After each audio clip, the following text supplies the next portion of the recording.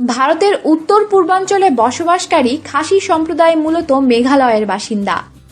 ধর্মগত পরিচয়ে তারা মূলত সনাতন আদিবাসী ধর্মমতের অনুসারী। অনেকেই ধর্মান্তরিত হয়ে খ্রিস্টান কিংবা ইসলাম ধর্ম গ্রহণ করেছেন। এদের সমাজ মাতৃতান্ত্রিক। বিয়ের পর তাই মহিলাদের পদবি পরিবর্তনের রীতি তাদের মধ্যে প্রচলিত নেই।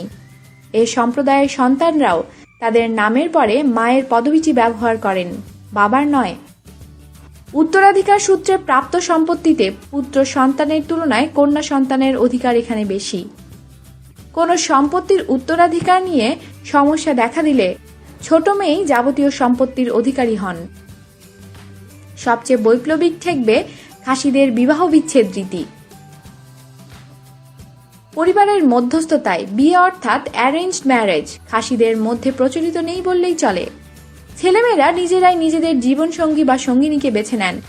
এরপর যদি কোনো কারণে দাম্পত্য সম্পর্কে কোনো রকম তিক্ততা দেখা দেয় এবং স্ত্রী যদি সিদ্ধান্ত নেন যে তিনি বিবাহ বিচ্ছেদের পথে এগোবেন, তাহলে তার সিদ্ধান্তই চূড়ান্ত বলে গৃহীত হয়। বিচ্ছেদের পরে সন্তান ও সম্পত্তির অধিকারও স্ত্রীর ওপরেই বর্তায়। খাসিদের মধ্যে প্রচলিত বিবাহ বিচ্ছেদের সনাতন রীতিটিও ভারী মজার। বিচ্ছেদের সিদ্ধান্ত নেয়ার পরে স্বামী নিজের স্ত্রীর হাতে গুঁজে দেন 5টি পয়সা। একটি হাতে নিয়ে তার সঙ্গে আরো 5 পয়সা যোগ করে মোট 10 পয়সা স্ত্রী তুলে দেন গ্রাম প্রধানের হাতে। গ্রাম প্রধান এবার সেই 10 পয়সা ছুঁড়ে ফেলে দেন দূরে। ব্যাস, বিচ্ছেদ সম্পূর্ণ।